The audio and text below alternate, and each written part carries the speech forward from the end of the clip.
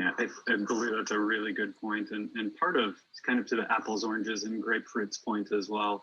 I think knowing the differences that are really important for us to track in terms of apples, oranges, and grapefruits is one of the values we hope to provide. So knowing which students are testing from home and having more data on those conditions, I think will. Further questions from the board? Seeing no further.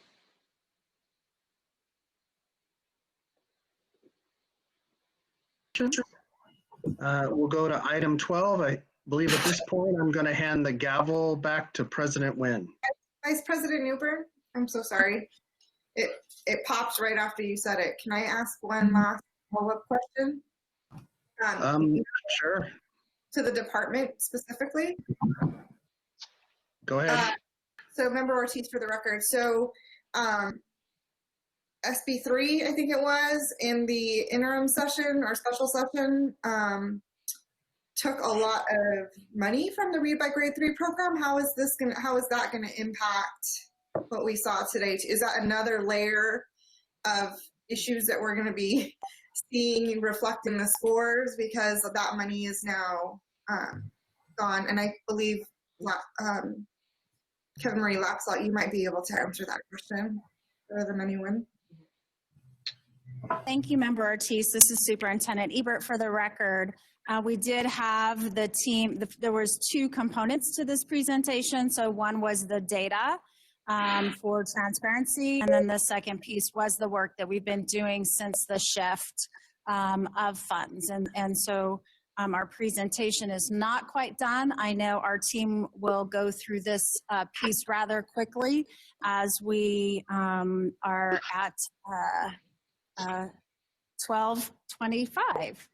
So Kevin, if you will, we have your presentation, Dr. Laxalt coming up. If you will begin, I'd appreciate it. Perfect. All right. Good afternoon. For the record, my name is Dr. Kevin Marie Laxalt. My team is here today on behalf of Nevada's Read by Grade 3 program. We're at the opening slide. To go back one. This program is being implemented per the requirements of AB 289, Nevada's revised Read by Grade 3 Act of 2019. Today, our team will be sharing with you how our program has been engaged in delivering educator support during this unprecedented season of COVID-19. I'm going to now turn our presentation over to my Read by Grade 3 colleague, Mr. Mark Rincon, and we will get into more details. Thank you, Dr. Laxalt. This is Mark Rincon for the record. Good afternoon, President Nguyen and Vice President Newbern and members of the board. I'm pleased to be here with my colleague, Dr. Kevin Marie Laxalt. We are going to begin how Read by Grade 3 aligns with NDE's statewide improvement plan. This alignment occurs in Goal 1, all children birth through 3rd grade have access to quality early care and education. We are particularly proud that Read by Grade 3 has been called out to be a success strategy. The IOOs provided additional details as how this strategy will be achieved. On the slide, we have shared the page number where you can find this graphic located in NDE's statewide improvement plan. Next slide, please. Just as a reminder, the Read by Grade 3 program is part of NDE's Office of Standards and Instructional Support. We are happy to share that our Office Director, Mr. Dave Brandkamp, is with us this afternoon, as Dr. Kevin Marie Laxalt, who is an education programs professional for Read by Grade 3. And myself, Mark Rincon, I serve as an education programs professional for the Read by Grade 3 program. I would like to turn it back to Dr. Laxalt, who will provide an overview of our presentation today. Next slide, please. Thank you, Mr. Rincon. To begin our brief presentation, as we prepared for this presentation, we decided to frame it around a guiding question. And so our primary guiding question is, how has Nevada's Read by Grade 3 program continued to support educators across the state during COVID-19? And what we've done is categorize across 5 primary areas. Certainly, it's not the end-all list, but we thought these were the most critical for y'all to hear today. During this period, we have offered our statewide educators office hours on a bi-weekly basis and also on a weekly basis. We also provide continual updates to our Read by Grade 3 leads across the state.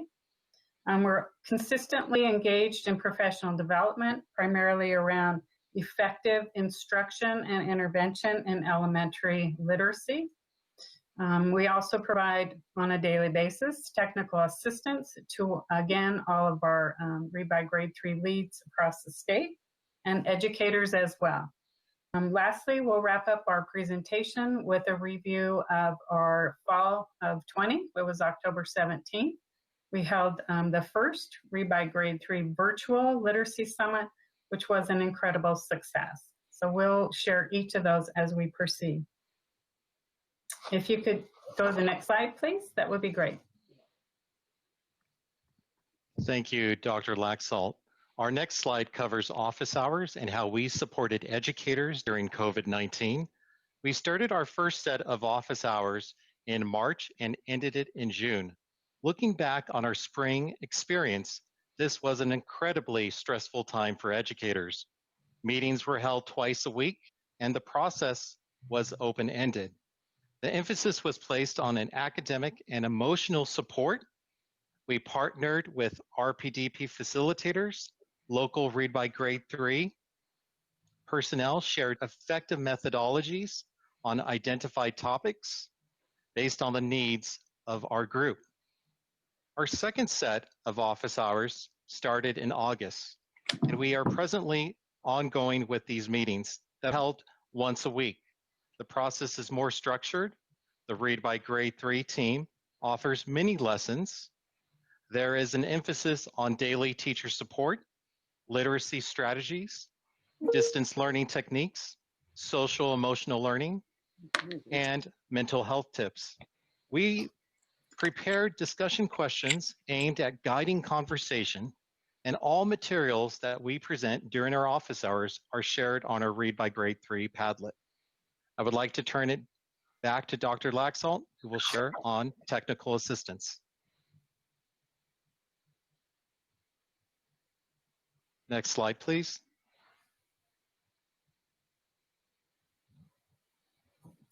Okay, I'll be brief. Thank you, Mr. Rincon. We've also provided for y'all, and you have these packets in your materials, a listing of Read by Grade 3 offerings of technical assistance. And to remind everyone, technical assistance refers to the technical training on the requirements of AB 289. We've been engaged in multiple activities, typical of most education program professionals here at NDE, responding to daily emails and phone calls from our local program staff.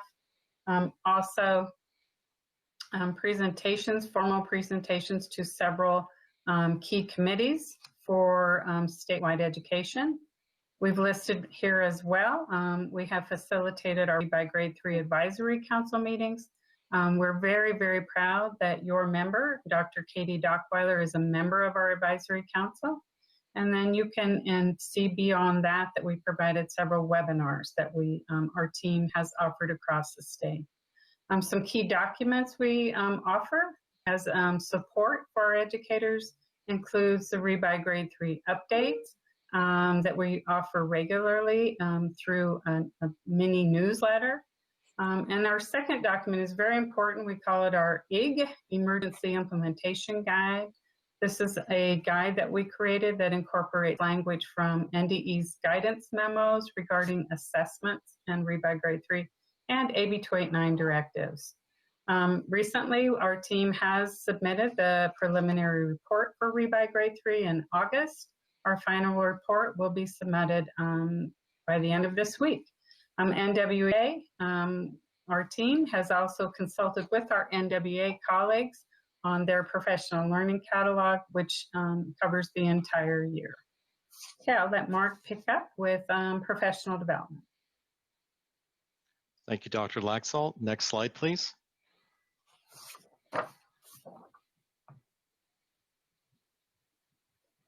We are happy to share about the facilitated professional development that the Read by Grade 3 team has hosted here at NDE. We first started off with a webinar on literacy for English learners that was hosted by a national expert, Dr. Annie Ittner. We've also conducted integrated literacy webinars with our family engagement lead here at NDE, Alberto Quintero. We've also conducted webinars with the Nevada Digital Learning Collaborative, along with our partners at RPDP. We've also partnered with NWEA to conduct a beginning of the school year webinar to help educators get a gains of understanding their data. We've also had our own Dr. Laxalt participate in the Northern United Way Early Literacy Grant Review. And with that, I'm going to turn it over to Dr. Laxalt, who's going to share about our Read by Grade 3 Literacy Summit. All right, thank you, Mr. Rincon. Last but not least, I mentioned this at the beginning. On October 17th, our Read by Grade 3 team had the honor of working with our NWEA colleagues, national experts, in conducting a virtual conference. Our conference began with opening remarks from Dr. Jonathan Moore. It then was followed by a very inspirational keynote panel that included Nevada educators from across the state. These educators represented assessment, literacy instruction, social emotional learning, and distance learning. Our participants were then able to choose across a menu of 16 different presentations throughout the day across those 4 topics. We're thrilled that this Literacy Summit was held virtually and was quite a success. Initial data indicates that 112 educators participated and they stayed for the entire day. So we're very thrilled that we were able to be part of Nevada's first Read by Grade 3 virtual literacy summit.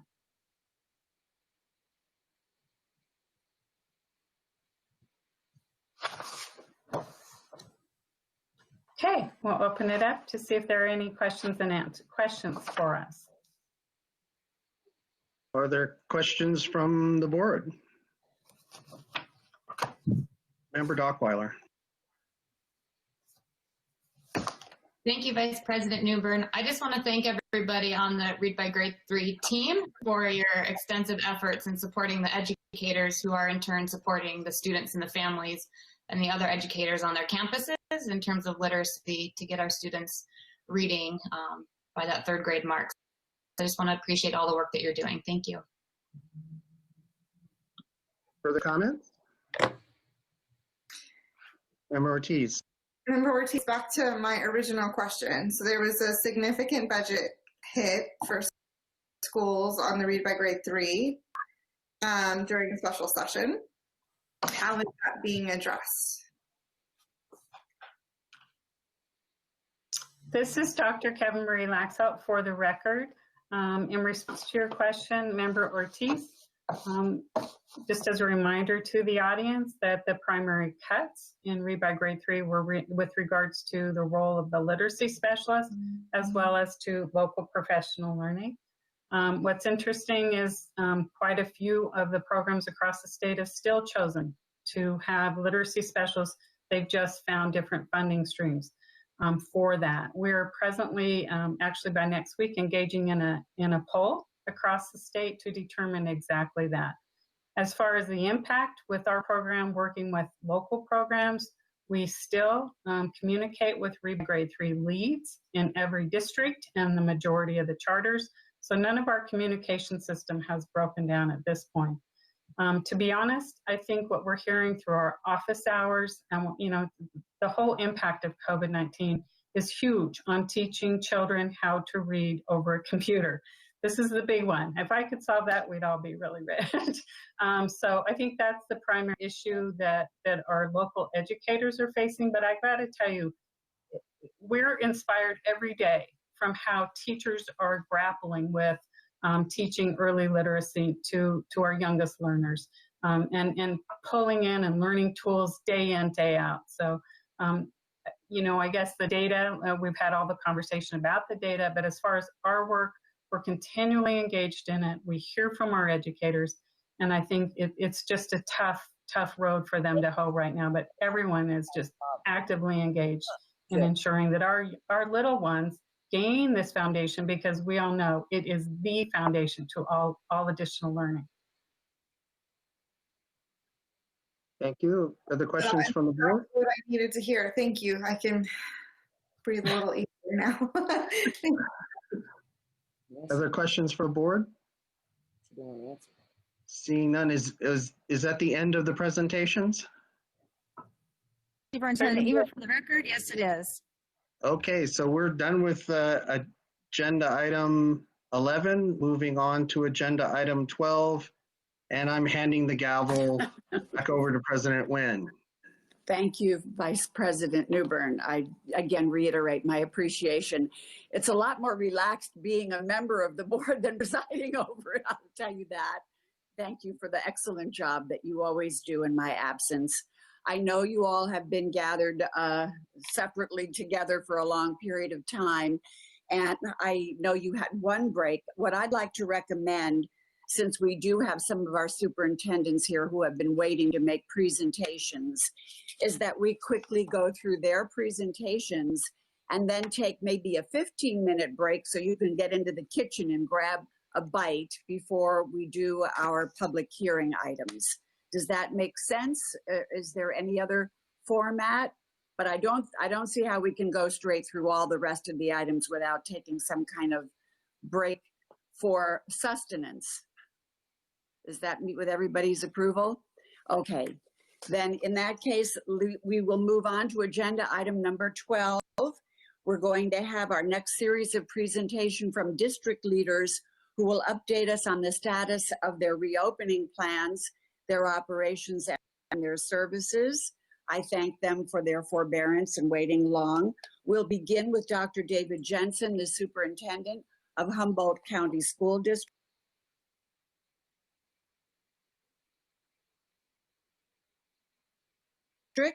So Dr. Jensen, you are there looking a suit and a tie, and thank you so much for joining us and being patient. Well, thank you, President Nguyen. Pleasure to be with you today. I'd like to send all of my best to President Nguyen, Mark, Felicia, Robert. I miss serving on the State Board of Education. Good to see you virtually. But what's even better is to look at my colleague, Wayne Workman, and his bright, shiny head and know you're in good hands with the NAS group. So I'm going to go ahead and share my screen with you. I know that you have much on your agenda, so I will go through this as quickly as we can to provide you an update on what's happening in Humboldt County School District. I think as everybody's clearly aware, we were asked to develop 3 plans, and so I'm going to go through those with you really quickly. As a school district, we are currently operating under Plan 2, which is the hybrid model. This is within Winnemucca itself, and this is what we're doing in our elementary schools. We felt it was critical to have our elementary students have daily contact with their teachers, and so we've got them in 2 cohorts, an AM and a PM cohort. They are with their teachers for 3-hour blocks. It is a very strenuous and we are going very intense time. Our teachers don't get any breaks during that time period. Then they've got lunch, and then they pick up the PM crew in the afternoon. That allows us to then give our teachers a work day on Fridays where we do professional development and prep time. We are a little bit different at our junior high and our high school, where we do alternating cohorts, Monday, Wednesday, Tuesday, Thursday. At Lowry High School in particular, our students are in a 7-period day, and on the alternate days, they are engaged in distance learning. I want to make it clear that here, when students are not in session, they are engaged in distance learning, including on Fridays. So our students are engaged 5 days a week, whether they are direct face-to-face instruction or doing distance learning. Now, under Plan 2, McDermott Combined School, which is located 72 miles north of Winnemucca, is about 80% Native American, and we have about 120 students there. They are currently fully open. However, this has been a unique situation for us and has tested all of our available resources. We started McDermott fully closed. We then went fully open. We went back to fully closed, and we're back to fully open. And that is based upon numbers. This is Fort McDermott Reservation, and we have had some significant outbreaks of COVID-19. And since our students are living in multi-generational homes, it has required us to respond and to put them into a position where we could allow for recovery in those communities. And then the third area that we have in Plan 2 is our remote rural schools. We have 4 remote rural schools. These are K-8 schools. Denio serves 5 students, Kings River serves 11, Orvada 34, and Paradise 28 students. There has been no cases of COVID in these communities, knock on wood, and we're very fortunate for that. Our remote rurals have been a 4-day school week for the past several years, so we are able to operate those schools under their traditional schedule in our Plan 2. So that's currently where we are. Where do we want to be? For us, that's Plan 3, which is fully open. We recognize we're a long ways from that right now, however, but that was our preferred model when we started the year, but we recognized that things would have to change before we could get there. As we developed our plans, these were the 4 key components that we had to make sure were in place in order to support our students. First is the learning environment, recognizing capacity issues, and then, as I've already touched on, recognizing that the elementary students we believe needed daily contact. Technology supports. I know the State Board of Education has been tracking technology through all of our districts. That was a big issue for us to start, and I'll give you an update as we go through there. Because certainly as we're going to do distance education, connectivity is a must-have. I'm pleased to say that we have adequate Chromebooks, which we have been able to place a Chromebook in the hands of each of our students. Meal service, we continue to provide meals to all students in our community, 0 through the age of 18 that would like it. We are able to do that, and we have seen great success in our community, has been extremely appreciative of that. And then finally, the other area that's driven our decisions, transportation. And I'll talk about that one just a little bit as well. Now the third plan, oops, sorry, I went too far. Our third plan is distance learning. And this is if we were required to go to that fully out of school distance engagement.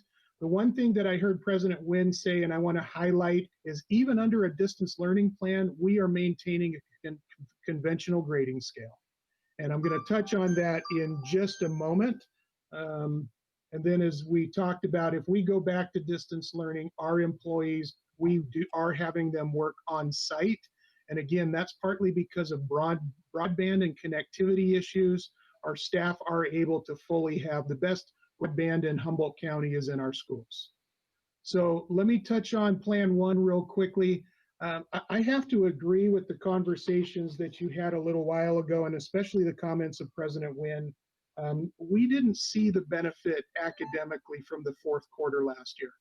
In fact, we saw some significant regression. We truly believe that the distance learning is at a deficit for our kids.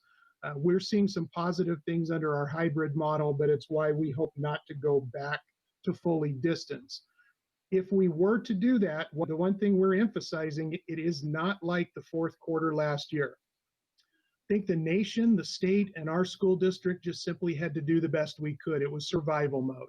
So the pass-fail mentality, trying to make sure that students were engaged. We can no longer afford to do that. So we've learned training for our teachers and parents is essential. internet connectivity, we need more curriculum supports, and then conventional grades are an essential component for us. I want to touch on social emotional supports at this time. What are we doing in our community? I have to share, and I think it was Member Newbern that actually made the comment in regards to concerns for the social emotional well-being of our students. We have those same concerns, I know, across all of the districts. In Humboldt, we're seeing issues with suicidal ideation, depression, and concerns that are coming from students that are in isolation. A lot of our parents are mining, and so there are times when our students, if they are not in the school setting, can be alone for 14 hours. And that's not healthy. And as a result, through our model, we have a number of things that are in place. I have to give my sincerest appreciation to the State Department for continuation of the Social Workers in Schools grant. That allows us to have a social worker serving each of our schools. And that makes a profound difference in supporting our kids in addition to the counselors that are in place. So social emotional learning is a big area of focus for us as we work to meet the needs of our kids. One of the questions that was asked is, what is the district doing with Assembly Bill 3 funds? We were fortunate to dedicate our allocation of $283,000 towards the implementation of Edgenuity. And the reason we went Edgenuity is with the recognition of the importance of distance learning and ensuring we had a high quality program in place. Now, Discovery is in place, and it's something our district's looking at. However, the timing was not in a position where we were prepared to fully implement it this year. So that is something we're working on, we're going to look at, but this is what we were able to do for this year through the AB3 funds to make sure we have rigorous and relevant high quality distance learning curriculum. And our students are engaged with it. They're engaged on a daily basis, and it's supporting student instruction in the classroom. In terms of preparedness, if you're not connectivity, if you're not familiar with Humboldt County, we're 9,600 square miles. And so as I shared with you, two of our remote rural schools I have highlighted as red, that's Denayo and McDermott. Just by the nature of their ruralness, there is no opportunity for connectivity, as many of our children here live on remote ranches. And I'll talk about what we're doing there in just a moment. The yellow is McDermott and some of our other rural locations, and then the I-80 corridor is green. We've got broadband in here, the T-Mobile hotspots, Verizon hotspots are all very successful.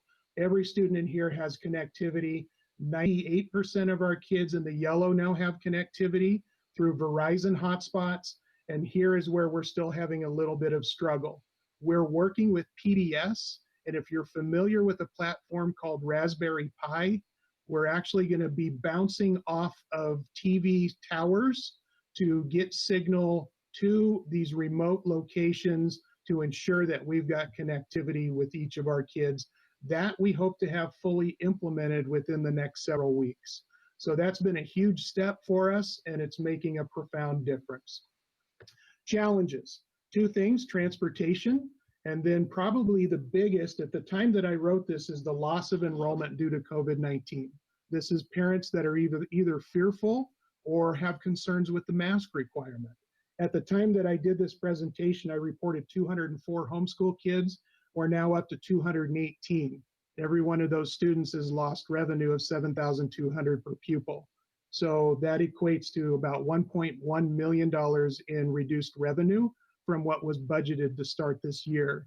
As we talk about teaching positions next year, I think reduced enrollments are going to have profound impacts across all the districts.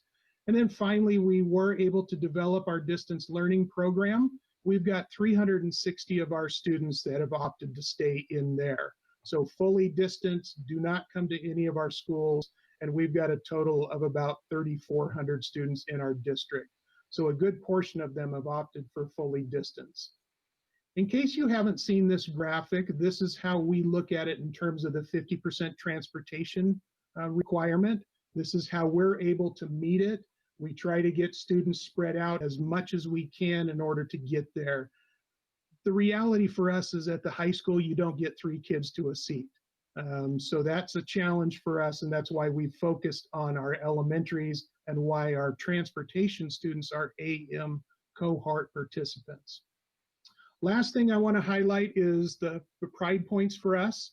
We were able to work with our parents and our staff. We had surveys that went out that asked about fourth quarter.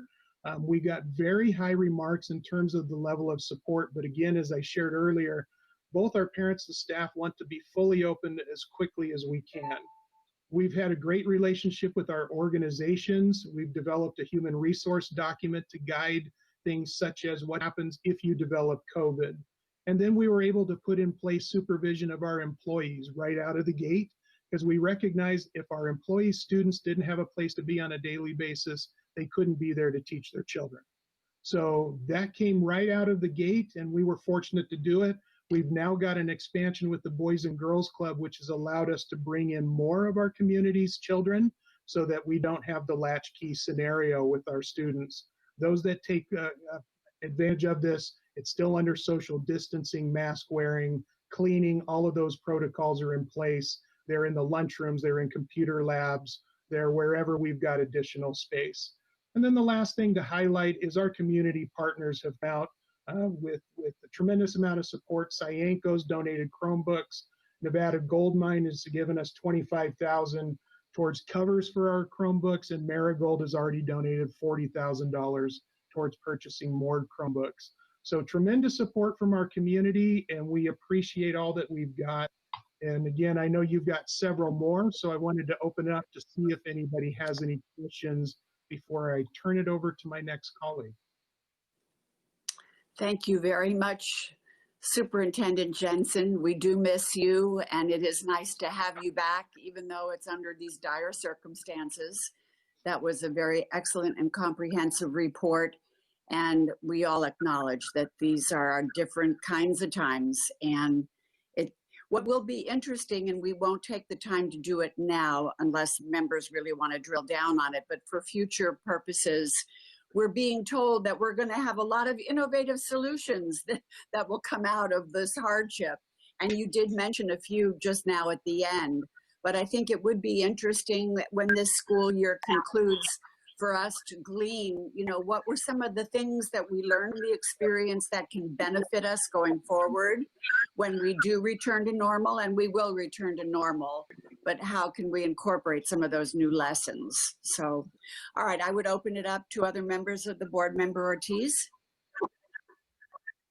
Hi, Dr. Jensen. It's good to see you, Member Ortiz, for the record. So I just wanted to ask if the superintendents across the state are sharing this information, because the presentation you made to us right now had really awesome, easy to read, easy to understand schedules and like diagrams of how you're handling busing. And when you compare that to the 200-page presentation that PCSD is giving this afternoon, not so simple. So you all are learning from each other.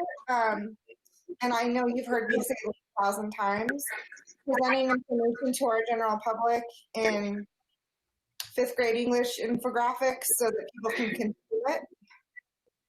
So just, I guess, the bottom line, are you sharing? Thank you, Member Ortiz. Dr. Jensen, for the record, yes, if there's one great thing about Nevada, there's 18 of us, including the Charter Authority. We're engaged on a monthly basis. As we started to develop plans, we shared all of our plans back and forth. The rurals have a unique dynamic as compared to Washoe and Clark. So we're able to absorb quite a bit, but we're sharing constantly. We've been engaged this morning between all the superintendents on the issue of the NIAA. So I can promise you, we talk almost daily. Anything we can share, we do share. Any other questions or comments? Thank you very much. We will let you return to your tasks at hand and look forward to seeing you again with brighter times. Thank you, President Wynn. Thank you. Now, next up is Superintendent Adam Young from White Pine County School District. Good afternoon, President Wynn, Vice President Newborn, all other members of the board. I am assuming you can see my slides. Yes, we can, sort of. We're seeing Okay. an introduction to them. I'm gonna try to get that. Is that better? Yes, that's better. Okay, You- thank that's you. good. And I will work as expeditiously as Dr. Jensen did to get you through this. Adam Young, Superintendent of White Pine County School District. I appreciate Dr. Jensen and also Mr. Workman as my colleagues. I'm privileged to have been born and raised in Nevada and here in White Pine County, and I'm very, very proud of the work that our school district has done and resources that we've been able to share and work back and forth with our other colleagues in the other school districts. So I'm going to launch right into this. We had a number of discussions with our community before the school year began about what we felt like we could do. And so our plan began with these three intentions. We are in a situation where our enrollment is small enough and our facilities are large enough that it was feasible to be able to offer in-person learning all day, every day to all of our students. And that was our first intention, and certainly a huge priority for our parents and our community members. As you can see here, most of our students have opted for that option.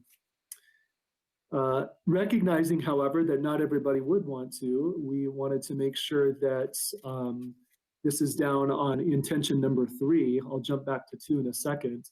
But we wanted to make sure that there was an option for all of our students and families who did not want to attend because they were uncomfortable with restrictions, or perhaps they were uncomfortable with the virus and their own personal safety in response to that. So we are offering, and have since day one, a full online option, which about 15% of our students have been working through. And then just in conjunction with number 1, we recognize that just with the circumstances the way that they are, it's not going to be possible to have each and every student on campus every day. Even though when we opened up, there was relatively light spread in White Pine County, we knew that that would not stay the same, and that at some point we would want to be prepared for students having to quarantine and not being able to be on campus. So that was our second intention, is that we wanted to be able to provide all of our instruction asynchronously and synchronously, zooming out to our students who had to be at home. So those were our 3 intentions. I'm not going to go through each of these because I know you have these in your packets, but I do want to emphasize a couple of these things. Number 1, the plan is going to change. And number 2, while we know that the restrictions will work, we don't have a way to guarantee anybody from not getting COVID. And we wanted to be transparent about that. Number 3 is our most important one, and that is that we, just like Dr. Jensen discussed, and I think everybody can understand, there's such a value to students being on campus and learning in the warm embrace of their educators. And that trumps really everything else, as long as the safety protocols are effective. And number 4, everybody is responsible for enforcing those. And the biggest one, which as we look back through the election, we look back through just the politicized nature of COVID as well, everybody's going to have different feelings about this, but our relationships with each other are more important than anything else, and we have to remember to try to put ourselves in other people's shoes. The safety pillars that are a huge part of our plan are the same ones that you've seen in other school districts and of course across the state and across the country. The biggest one being the face coverings. If you've been out to White Pine County, same thing with Humboldt County and Elko, Eureka, Lincoln. It's a very politically conservative part of the state, and people, for whatever reasons, have taken the face coverings to be kind of a political statement sometimes. But I want to reinforce how well our school community is doing with this particular issue. Again, we've allowed everybody to feel the way they want to, but if you want to come onto campus, the restrictions have to be enforced and you have to comply. So our students are doing a remarkable job with this. Our staff members are as well. And we're confident that that's one of the reasons why the spread within our schools has been extremely limited. Obviously, there's a lot of logistical adjustments that have needed to occur. We spent a good deal of time and money prior to the school year starting, creating plexiglass barriers to put on desks and tables, counters, etc. We have, through some of the AB3 funds, as well as through a Pennington grant, we purchased several foggers for each classroom. If you haven't seen one of these, they're these little devices that a custodian, a teacher, basically sprays the entire room with a product that is designed to disinfect. It sits on the surface, and in about 20 minutes or so, it dries and wipes away any remnants of contaminant that might have been there. So those have been very helpful for a quick way to make sure that our classrooms and our buses and all of those things stay sanitary. We did request some variances based on the spread at the time in our county for our secondary students. Those variances were granted. We've had to reconfigure our lunch periods so that there are smaller numbers of students in those locations at any one time. And then repurposed a number of our classroom teachers to serve the online students that I spoke about a little bit ago. Regarding devices and connectivity, we were already a one-to-one device district for grades 5 through 12, and we had sufficient reserves in place that we could distribute hotspots and devices for any families who needed them for our students who were going to be fully online. And then we have purchased through AB3 funds additional Chromebooks and hotspots as well. Dr. Jensen discussed transportation a little bit. I don't have a diagram because it's very simple. We have one student on each seat in a bus. That's it. That means that we are not transporting all of our students. Part of our elicitation of input over the course of the summer was a request that for families who can, that they transport their own students. We do have a number of families who are currently doing that. We have had to increase the number of bus routes that we have to try to accommodate the families who could not transport their own students. And we still have a list of families who are on, waiting for things to change. Dr. Jensen also discussed the incredible importance of social emotional learning.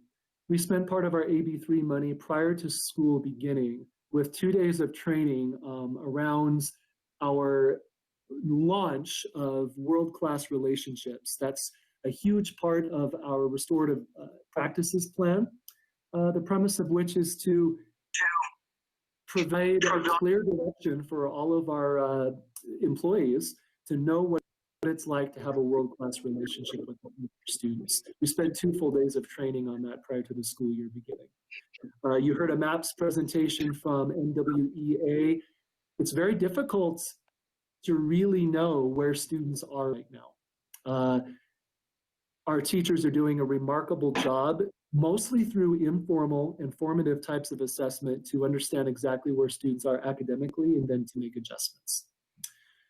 All of our instructional endeavors are warehoused in Google Classroom so that when students do have to quarantine, they can zoom into the lesson and we can mark them as present and they participated and learning can continue in a seamless manner.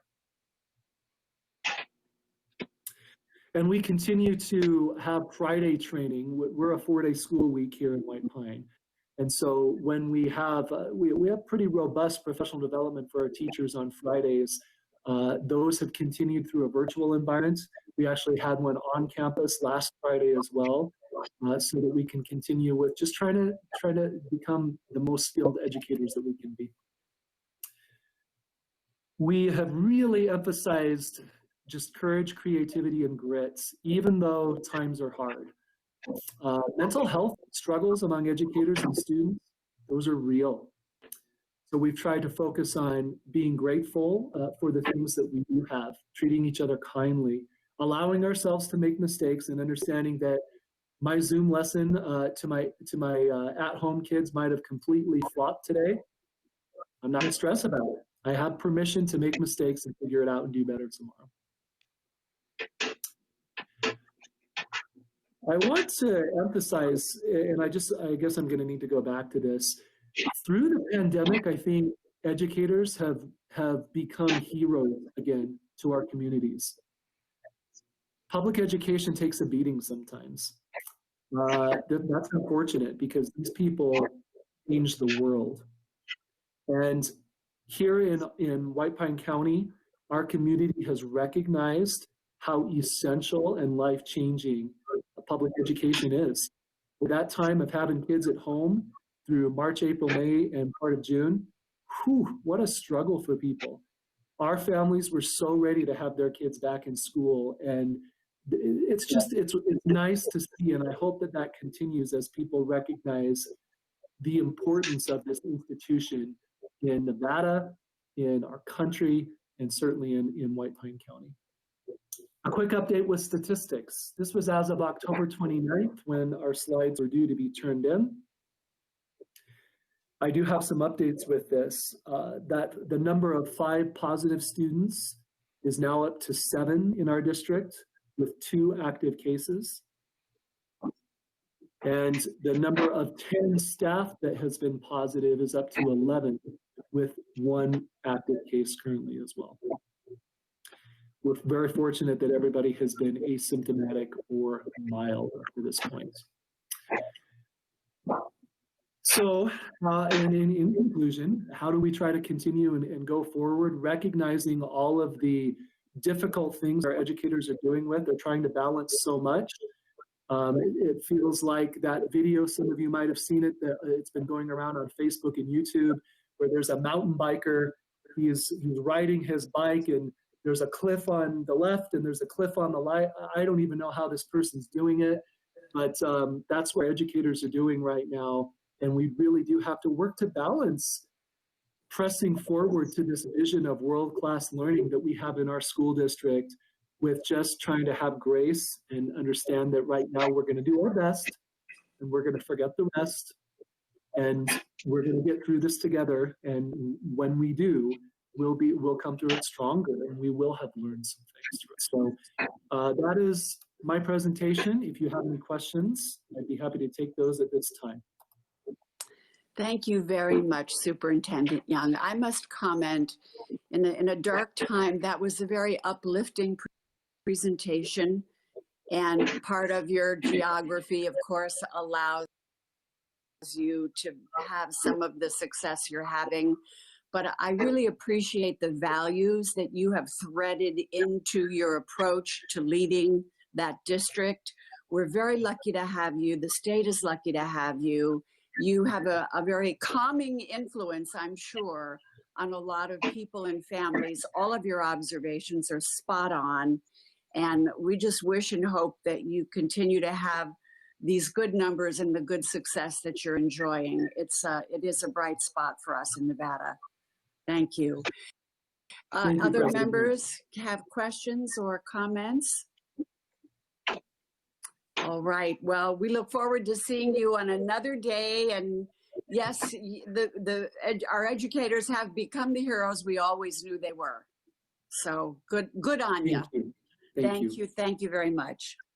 Okay, we now turn to our very own member Workman, who is our superintendent of Lyon County. You are up in this trio of presentations. Let's hear. Thank you so much. I'm not sure if I'm able to share my screen here. Let's see. I'm struggling to share it. Ms. Thibault, can you throw up the presentation by chance? She is on it.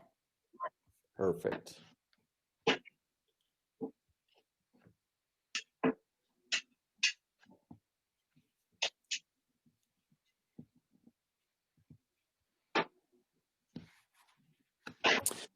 Okay. I'm sorry, a member Workman, Superintendent Workman, and we have someone whose microphone is not muted. You can all just double check. Thank you. Okay, thank you so much. I certainly recognize that we've gone into overtime here, and brevity will certainly be appreciated. So I will do my best with that. Go ahead and advance to the next slide, please. I will say that our amazing school board and our district staff, and certainly our school staff, teachers and support staff, and truly our students and families were all involved in the decisions around how we returned. And they've all been absolutely amazing and patient as we've done so. And so this first slide is just to show that we are in compliance with all the restrictions and directives that have been put in place. And our students have been phenomenal about obeying and following those restrictions. Walking into a ECE classroom where you literally have 3-year-old and 4-year-old students, and there they are wearing their masks as they're learning from their amazing pre-K teachers, has really been phenomenal. Next slide, please. All right, so as we put together our committee for returning back to school, Lyon County is a little bit unique in that it has 5 separate and distinct communities that we serve with 18 schools and approximately 9,000 students. And so we knew right away that we had to provide a variety of learning methods and models for our students. So we actually have students in all 3 models right now. We have some students that are full distance. Some of those are full distance through our online school called Lyon Online, and others are actually full distance through a teacher in the classroom. We knew that it was important to offer that opportunity for some students who still wanted to have the connection to the school and to the teacher in the classroom, but were not quite comfortable returning. We then have some students who are in the hybrid model, and that's on an A and B cohort split. And I'll share a little bit more about that, but essentially they come 1 week at a time, A cohort, and then they rotate the next week with the B cohort. We then have certain students that are full-time in person. As we began designing our models, we knew that we had to get all of our kindergarten students through 2nd grade students back full-time, at least be invited back to return full-time. We, of course, have some who have chosen not to return because of family circumstances. However, we knew the importance of ensuring that they were getting that early literacy instruction in person every day with their teacher. It's kind of the old adage that you're learning to read during those grades, and then after that, you begin to read to learn. And in order to learn online, you have to be able to read to learn.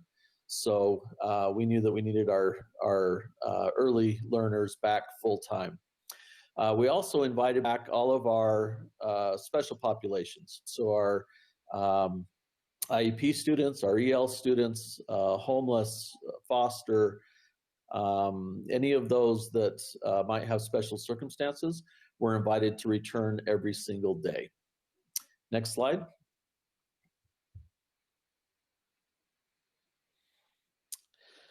So with that, this is a model or a typical day in the elementary school. Not a whole lot unlike what it normally would be, but we knew that we needed to minimize transitions during the day and stagger releases and stagger lunches and recesses and all those times so that we were avoiding that contact. And so Monday through Thursday, you can see what that schedule looks like with the core instruction. And the students that are there every day are obviously doing this every day. Those in the hybrid model who are in person are engaged in this, while those who are at a distance during that week are engaging in the online content. You'll notice that Fridays are a little bit different. We only come half day on Friday with students so that we can provide appropriate professional learning opportunities for our staff, as well as prep time for them on those Fridays. Next slide, please. Our secondary schools are not unlike our elementary schools with the schedule, in that we knew that we needed to minimize transitions. Lyon County School District used to be on a 7-day period. However, we have adjusted to more of that block schedule so that we can, again, minimize those transitions and minimize the opportunity to come in contact with other students, almost in a pod type schedule. Once again, those courses are taught 2 per day with the staggered lunches and advisories. And also the Friday schedule is such that the half day is for the professional learning and preparation time. Again, all meant to minimize contact and opportunities for passing the infection. Next slide, please. Just to get an idea of our student enrollment, where everybody is right now, approximately 29% of our students are full distance. This was data as of the 12th of October. I will say that our full-time distance numbers have decreased. We have had more students return to both in-person instruction every single day, which was at 31% on the 12th, and students in the hybrid has actually decreased because we have had more return every single day. But nonetheless, from distance, they are starting to return. We have about 26% that are still full-time distance education right now. Next slide, please. We knew that it was important to provide clear and consistent direction and guidance for our staff. And so we've developed an implementation plan. It's a multiple page document that we update every single week so that we can continue to provide the direction and clarity that our staff need. It contains all kinds of things from COVID specific items to curriculum to family resources, just a great variety of information. Next slide, please. As far as our social emotional supports for staff, again, like my colleagues, we knew that this was incredibly important for both our students and staff. We've implemented a social emotional screener for students. It's called the Penn State Worry Questionnaire that they will participate in. And of course, our staff responds to the results of those surveys appropriately as needed. We also have a K-12 SEL curriculum that was already in place, but certainly emphasized more this year. Counselors even meet with our students virtually as necessary. Of course, they meet with them in person when they are in attendance, but we recognize that those supports extend beyond when they're with us at school. We also have an employee assistance program that provides free counseling services for all staff. Next slide, please. As far as support for our families, we have an amazing curriculum department that developed a variety of tutorials for our parents and guardians to help them navigate the online curriculum and materials. Obviously, the resources for SEL and supports are provided to those families as well. We have virtual parents and guardians hour that's hosted each week in each attendance area for our EL families. That's new this year. We also have virtual engagement nights for families to help them navigate the tools that are used. Infinite Campus, Google Classroom, Edgenuity. A lot of those can be confusing for families and for students. And so we wanted to provide those supports. And then we even have instances where certain students are receiving in-home services from staff, home visits. Next slide, please. Our intended use of AB3 funds, obviously Chromebooks was the big thing for us. We were a co-use district. That was the model we were using, and so we did not have devices for every single student, but we are using our funds to get those devices. Unfortunately, we are caught in the trap of supply and demand, and those that were originally supposed to be to us in October have been delayed to December. I was just updated that we are getting a shipment of 500. That'll put a dent into what we need to be one-to-one. But nonetheless, we have those devices in the hands of every child that is at a distance. And of course, with us having some students in person every single day, their need for the device is not as critical as those that are at a distance. Of course, PPE is another way that we've spent our AB3 funds. Next slide. Challenges we face and have overcome. Closing the learning gap, obviously we're all greatly concerned about that, and having to develop unique ways to engage our students, especially when they're at a distance. As mentioned, student engagement with our remote learners. Our failure rate was higher this year as we pulled that at the semester than it ever has been before. And so obviously our teachers and staff and administrators are working diligently to engage our students and make sure that they are meeting their learning needs. The transportation limitations, only being able to bus approximately 30% of our students at any given time, one per seat roughly, is a huge barrier to us. We would be able to have more students back in person full time if we could bus more students. So that's something that we continue to problem solve and work through. Communication, especially with our full distance students, communication runs both ways, and sometimes it's difficult to get responses. SB4 and the liability concerns, that's a huge concern we have as a district. Matter of fact, our board will be discussing that next Tuesday at our board meeting regarding some of the decisions around allowing community use of our facilities.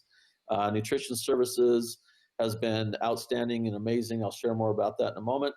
And of course, our connectivity and devices is an ongoing situation. We do have connectivity with every single one of our families who indicated a need, but devices, as I mentioned, we're still working through that. Next slide, please.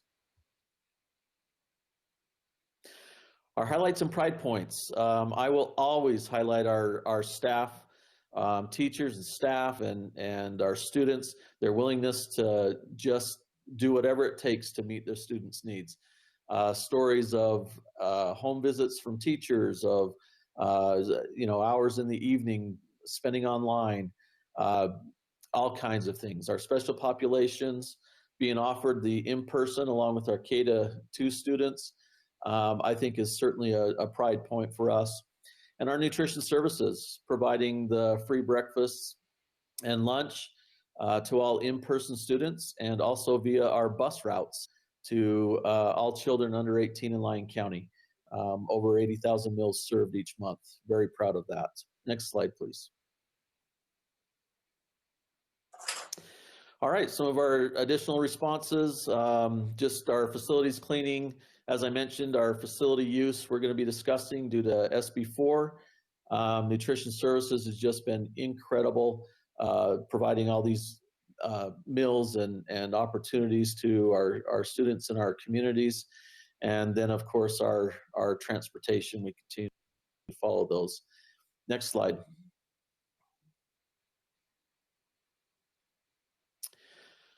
All right. This is a quick snapshot. We in Lyon County School District wanted to be transparent with our cases, and so we publish this weekly. We update it every Friday, and then we publish it on Monday. And this was as of Friday, October 30th. I do have a more recent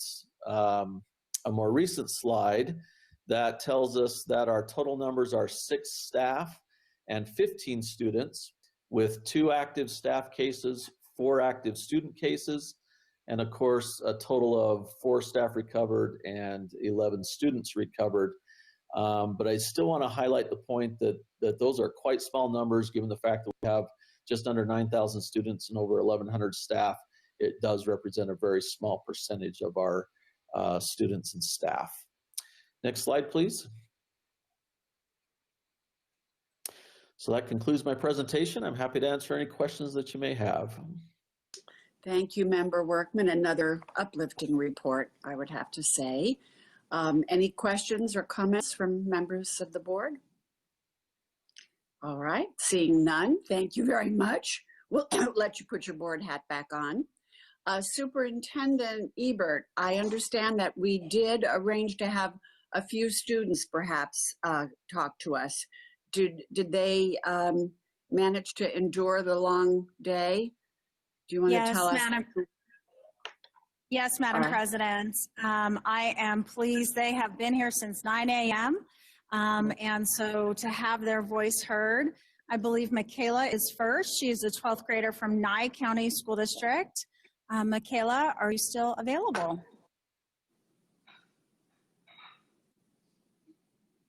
There she is. There she is. Okay. Welcome. Welcome. Tell us how things are going for you. First, we need you to put your unmute your mic. I'm so sorry. I thought I did. Okay, there you go. Hi. I wrote a thing on a paper. Okay, good. I'll read it now. Sorry. That's fine. President Wynn, members of the board, and Superintendent Ebert. My name is Michaela De La Rosa, and I am the student body president of Front Valley High School. I am currently on the hybrid B schedule at my school, although we are currently on a 2-week quarantine.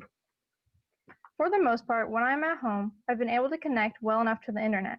However, at times, my Wi-Fi will randomly go out or the bandwidth will be too strained by my family to work well enough for our Google Meets. If I'm having trouble connecting to our meetings, I'll usually just log off and watch the video recording when it's available. I used to be online schooled and know from past and current experience that it is not a platform good for my personal learning. I really struggle with staying focused and retaining the information when I'm at home. I'm normally an overachiever and on top of everything, but this year my stress is excessively high, but my motivation is through the floor. My classes at the high school, unless they are AP, only last one semester and as such have to be double or triple the normal pace to learn the equivalent amount. This high speed is overwhelming for me. In one of my classes, I learn a new concept every day, unless there's a test, and then have 1 or 2 worksheets on it as homework due the next day. The curriculum of that class hasn't adapted much to the circumstances except to be faster. Some teachers have thankfully become more understanding and assign only a few pieces of homework a week with a later deadline on them. Turning in assignments can be hard if it is not online. For example, I have the luxury of using my phone to take a picture of my math worksheet, but somebody else might not have that option and may have a harder time acquiring a legible image. Also, my eating schedule has been the same for the past 3 years of eating lunch on a schedule at school, but this year doesn't maintain that. I struggle to focus more when I'm hungry, and even if I eat a hearty breakfast, I tend to get hungry around our 3rd period. I would say that's just me, but most kids start scarfing down their school lunch as soon as they receive it. I understand why we don't have time to eat lunch at school. I just can't help my stomach. There are good things to our strange situations, though. The lengthier class periods allow more time to learn and get help from our teachers. Additionally, we have a space of time after school where we can get help from them or possibly make up a test that we missed. Although it would be nice to include everyone at school, I enjoy not having to fight my way through slow walkers and hall talkers to get to my next class. Having recorded classes and assignments online make it easier to make up work or a missed lecture. My classmates aren't as disruptive and I haven't even heard of any fights. For some people, it's easier to participate in class meetings and ask questions.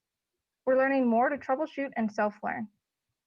Overall, spirit and socialization are low, but opportunities and resources are high. I found it more difficult to truly retain things and instead seem to be short-term save information. It's challenging to be guinea pigs in a global pandemic. Nevertheless, we're all trying our best right now. Hence, it can be hard to see into somebody else's shoes, but doing so can help us understand them and realize that this is hard for everyone.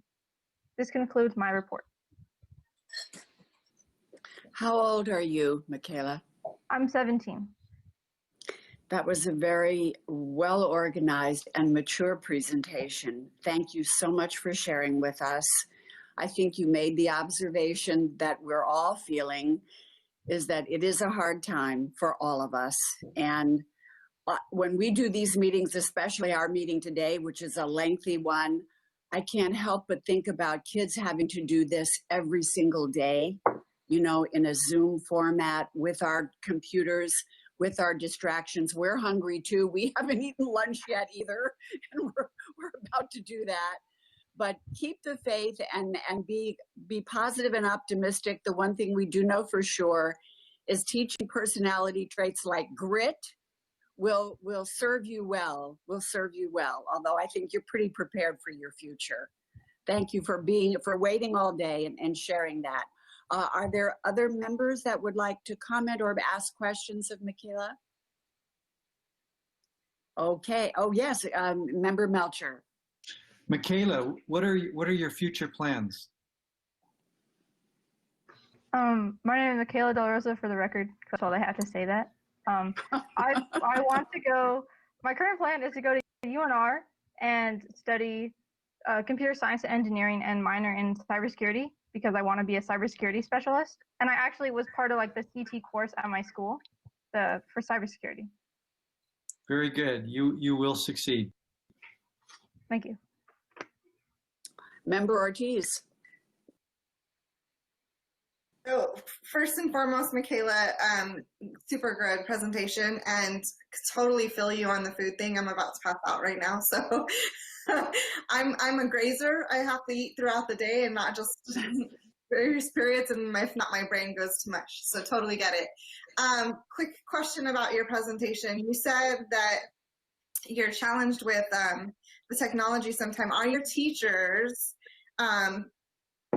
giving you grace when your technology is not working and understanding that you're at the mercy of your technology? Thankfully, yes. I usually still have connection with my phone, or if I don't, I can email them after and be like, hey, I'm so sorry, my network cut out and I couldn't make it to the meeting.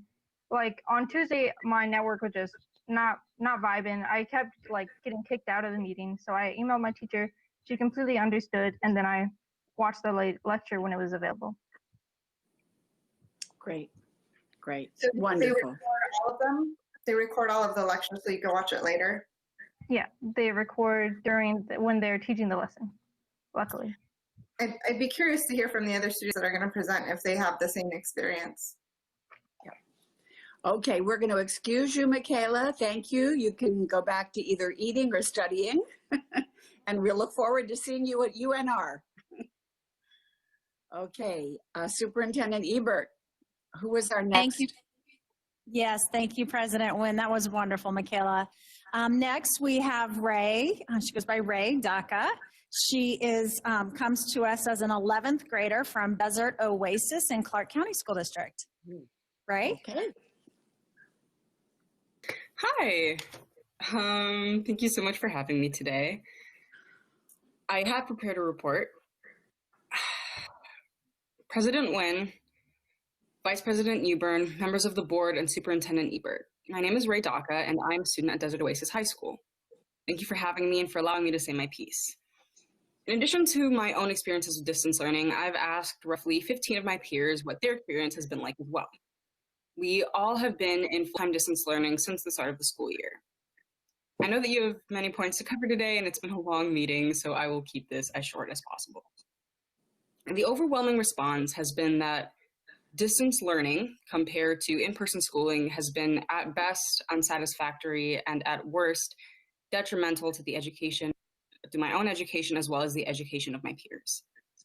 Although much can be said about the shorter school days, the more comfortable setting and the freedom to complete work at our leisure that comes with distance learning has made it all the easier to procrastinate, and in a lot of situations, easier to not complete the work at all. At home, there are far more distractions that make focusing on the material difficult, and going back to sleep or getting yourself something to eat or picking up your phone or watching TV when you're supposed to be focusing is as easy as the click of a button to turn off your camera. And students know that and take full advantage of it. In a classroom setting, that is much more difficult to achieve, considering that you have a teacher as well as your peers around you to hold you accountable. Additionally, learning through a screen has proved to be incredibly strenuous on students, teachers, and parents. It's harder to retain information, and according to my teachers, harder to teach. It's harder to communicate with teachers and ask for help, and when the student still doesn't understand the material being taught to them, it's hard for parents to help them because oftentimes they themselves don't know the material being taught. Due to the complexity of Canvas, which is the system that we use, and the varying structures of each teacher's page, it's more difficult than ever to keep track of and stay on top of assignments. And consequently, the buildup of assignments and the inevitable pressure from parents who lack understanding of our current situation to stay on top of our grades has been taxing on all of our mental health. Nearly all the peers I interviewed reported feeling isolated, more depressed, more anxious, and a complete and exhausting lack of motivation, all of which I've experienced myself. Our grades, motivation, and overall state of mind have drastically deteriorated. Furthermore, students are missing out on the human interaction that comes with in-person schooling, which studies have shown is vital to the development of communication and social skills. A lot of students, myself included, rely on working with people around them for help and support understanding new material. Working with people around you who are in the same position as you makes for a much warmer and more effective learning environment. And though many students, myself included, didn't realize this while that environment was available, you're most certainly feeling the lack of it and the subsequent consequences of our learning now that that environment is no longer available. And if we're talking about issues that we're facing this year, Canvas and Infinite Campus have not been working together at all well. At least twice a week, I'll open my Canvas dashboard and see a large orange notice letting me know that the grade passback from Canvas to Infinite Campus was once again not completed. Many teachers are still having difficulties navigating Canvas and need to go back and make changes and edits to certain scores, meaning that your grade is often not what it appears, and many students and their parents are left confused and frustrated about where their grades stand. We all understand that distance learning has been a massive strain on almost everyone involved. Everyone is feeling its toll. And although COVID-19 is very real and very frightening and something that everyone should be taking necessary measures against, we also have to acknowledge that based on the effects of distance learning that we've seen so far this year, we can assume that the effects are only going to get worse on our students, on our parents, and on our teachers. Our education is suffering. Our mental health is suffering. We are suffering. And here we have an opportunity to review the effects of distance learning on our students and the weight it carries. Thank you for listening to this report after a very long day and session. Thank you for your time and consideration. This concludes my report. That's Clark County. Thank you very much, Ray. It is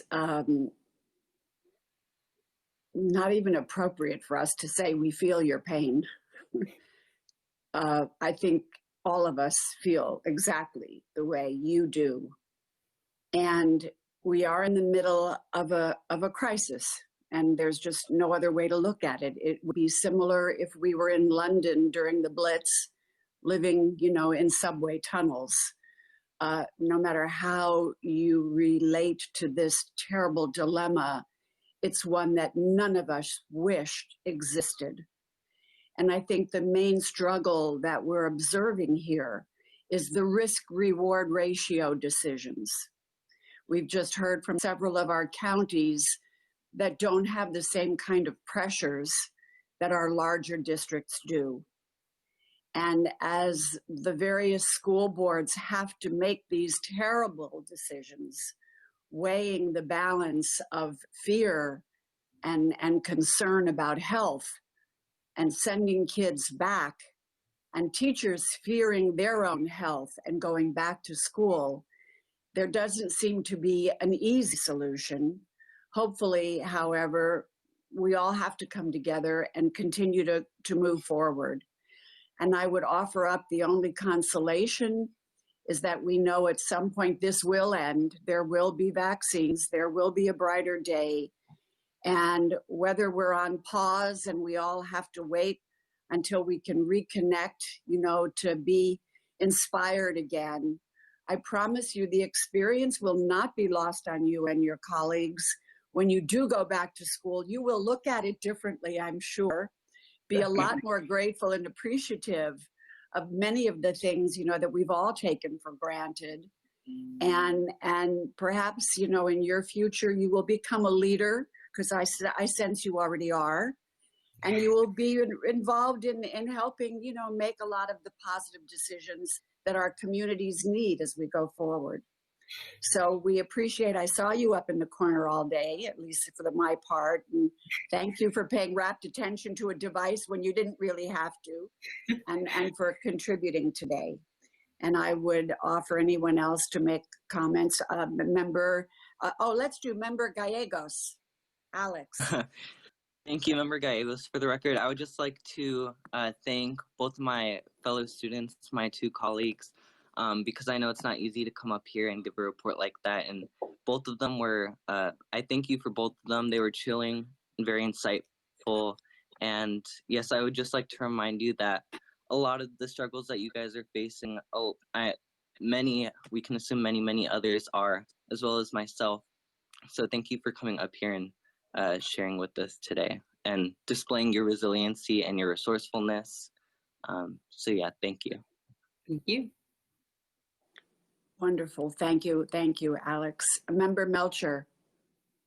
Yes, Ray, I really enjoyed hearing from you. I'm sorry that you and everyone else is experiencing these difficult times. As you maybe have been watching Member Hudson's young child in the background struggling with the learning going on. It's hard. We understand that. And I was going to say exactly what President Wynn said about a greater appreciation.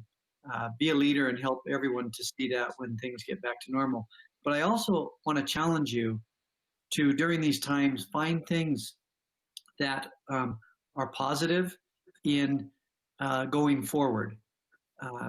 The experiences that you are having now in some ways are going to better prepare you for the future. You guys have technology, your skills in technology getting even greater, and that'll help you in the workforce. But look for those things and say, you know, I hate this, it's rotten, I'm missing out, but I know I'm going to grow from it. And figure out how you're going to grow for it and embrace it, because it is what it is, and you can make the best of it. And I know just listening to you, you're going to be extremely successful as well. And so take that and make it good. Thank you. Thank you. Okay, Superintendent, Member Ortiz, I'm going to just move us along because we still have much to accomplish here before we finish our day. Superintendent, do we have any other students? We do. We have our last student, Cole Boyden, who is here from Washoe County School District. Okay, welcome. Welcome. I apologize for being late. I was. You're not late. Okay, well, perfect then. May I begin my report, President? Please do. Please do. Sounds perfect. President Nguyen, members of the board, Superintendent Ebert. My name is Cole Boyden, and I'm a student at Reno High School. 2020 has been a year unlike any other for education, and for education, this is no exception. Is school normal? No, absolutely not. But I believe it is as good as it can be at the moment. I've done hybrid learning since the 2020 fall semester has begun, and I am grateful that I am back in the classroom for half of my school days. Hybrid learning has been the ideal solution for the education system, I believe. Compared to full distance learning that occurred in the early months of this year, attending limited in-person classes has made my academic path far superior. After branching out and speaking to many of my peers and presenting to many of my classes on this issue, my peers feel equivalent. Students and myself feel like we engage more in the classroom, and since full in-person school may not be acquired, hybrid learning has suited the majority perfectly. So, school has been well from an educational standpoint. In fact, life feels as if it is approaching normality, which has been amazing to experience in the midst of all of this chaos. Being involved with the school has shown me what our advisors have done to make this year feel more normal. I am fortunate enough that I have not had internet connection issues at my household, as many of my peers have had. But I have had issues with staff miscommunication and improper usage of programs, making the distance learning days difficult. Microsoft Teams has been an immense learning curve, and for students as well as staff to use it properly has been a struggle. Using YouTube has done well, but occasionally links are inaccessible. AP Classroom, supplied by College Board, is the only program that hasn't changed with distance learning. This is all new to everybody, so leeway has been given, but it does require extra irritating effort nevertheless to be functioning properly at home. The work that has gone into making this digital aspect possible is rather incredible and functions far better than I ever imagined it would. Like everything in life, this is a work in progress towards I perfection. haven't gotten that far yet in my life. Someone has their mic not muted. Go ahead, Cole. Okay, that's perfect. I guess I will continue. The learning platform has again been adequate, not perfect, but it's been acceptable. Everyone has powered through, and students and staff are doing their part to make it better. The platform continues to improve with time as everyone is finding the ways to work. Microsoft Teams is becoming more neutral, but still has flaws. Communication is accessible, but still a hassle. What is working is that we are learning. I believe we are learning at a slightly slower rate because of these hiccups, and as the spring semester revealed, distance learning greatly reduced the speed which I and many peers learned. Being full distance made me and many peers lose motivation to learn, even as very exceptional students. The unorganized action just did not work. The distance days since this fall semester have begun have gradually increased in quality, and they are much more organized and well put together. They are approaching about as perfect as they can be. Social in-person access has declined from last year, but that makes sense because of coronavirus and social distancing. I believe that these interactions within the classroom, although they are minimal, just hearing someone's voice removes a feeling of isolation with social distancing. The areas of struggle are focusing at home, surrounded by countless distractions, and as I stated earlier, communicating with staff and acquaintances at home. Although myself and other students are getting through this, a classroom is quite simply more of a learning environment where a teacher and peers are readily available. Social distancing has become a new normal, but not interacting with colleagues normally like we would so in a class has taken a toll on how individuals work together, as we will hopefully do so again in the real world. Social distancing has affected the way that kids interact with each other in projects, and group working has declined. As I have stated, what I have been doing has been as adequate. Schools such as mine have done exceptionally well with COVID cases. The precautions between mask wearing, sanitation, and social distancing have been extraordinary, which is why my school has only one confirmed case, but only 10 more individuals who possibly have had an exposure. The virus is brutal, but schools are doing rather incredible with their prevention efforts. I believe it is non-sanctioned school events and gatherings, such as parties where students acquire the virus. The transmission does not happen within the school walls because of the strict enforcement of policy, which is relieving to know that schools and individuals at the schools are safe. Being in a safe educational school environment 50% of the time and the improvement on digital learning is the reasoning why I and all of my peers are succeeding to the extent that we have been. Hybrid learning has done me and many of my peers justice in the time of this pandemic. This concludes my report. Thank you for your time. Thank you, Cole. Instead of my commenting, I will turn this over to any other of the members to comment on your presentation. Member Ortiz, I know I wasn't able to let you ask a question or comment before. Would you like to speak to Cole? Actually, I would like to speak to all of the students. So Good. Cole, I think that'd be good. and Alex, this is for all of you. First and foremost, thank you for taking time out of your day to present to us and for taking time to talk to your peers and get their feedback as well. That's super important. I feel like we don't often hear from you enough. You are, at the end of the day, the reason that we're all here. So we should be listening to you more, in my personal opinion. So I am curious how you think we can do better and what you think we can do to make your situation more tenable. And Ray, I completely feel your frustration, and you're completely entitled to those feelings, as are your peers. It is a difficult situation, and I don't discount your feelings whatsoever. I want to know what we can do to make it better. At the moment, I believe, like I said, what we are doing is adequate. Obviously, this is all new to everybody. There's never been a moment like this ever before in history. So obviously, school, I believe, as you probably picked up in my presentation, I believe in person is superior and you're actually in the proper learning environment. I believe the digital days, the reason why my peers and myself have struggled with it is simply due to distractions and the miscommunications. A lot of teachers have been misusing Microsoft Teams, and they have been improperly uploading assignments or not been coherent enough in class, transmitting what we are supposed to be learning. And that is where, at least at Reno High School, we have been struggling. as time has gone by in the semester, it has greatly improved. From the first 2 weeks of school until now, it has gotten better. So honestly, I think time just needs to play out, and students, staff, and you guys, members of the board, are just figuring out what's working. And I believe as right now, what we have going on with hybrid learning is actually working exceptionally well. I believe it just needs to develop over time to see what's working. I'd agree with that. I definitely think that time needs to run its course, because with time we learn. We learn through experiences, we see how it's going, and we learn and move forward from that. I do want to thank the entire board for everything that all of you are doing to make the best out of the situation, everything that you're doing for us. And I really, really, really appreciate it. And I think I speak for the majority of the school population when I say we really, really appreciate you guys and everything you're doing. And thank you.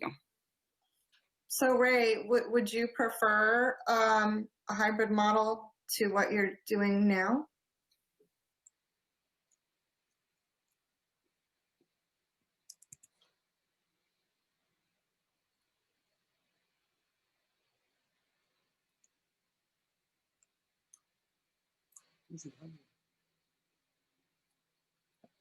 She's frozen.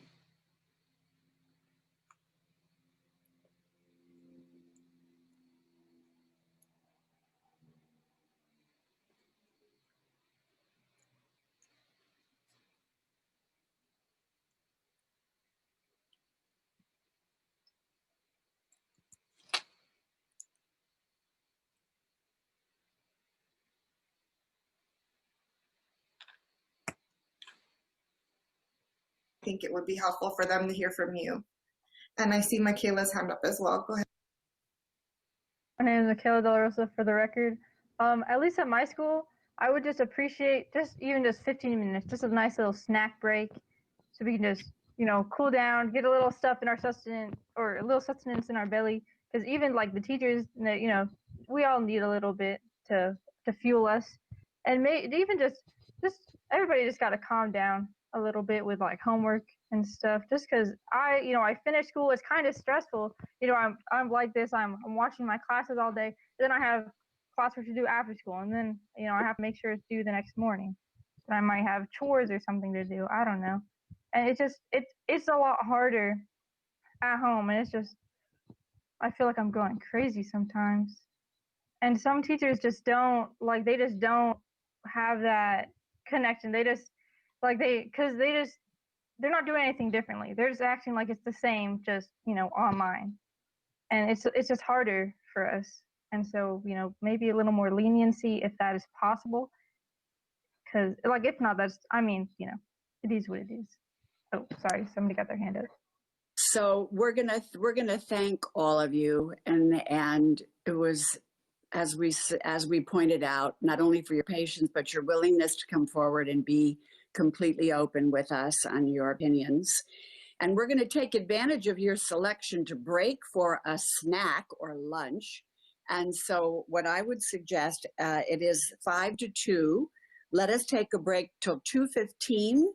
Would that allow everybody enough time to kind of scarf down some kind of sustenance? And then we will come back and finish up the business at hand. And to the students again, good on you. You're going to be just fine. If you're representative of what we've got going on in the state of Nevada, things are not so bad. Okay, Madam Superintendent, you can blunt the screen and we'll be back at 2:15.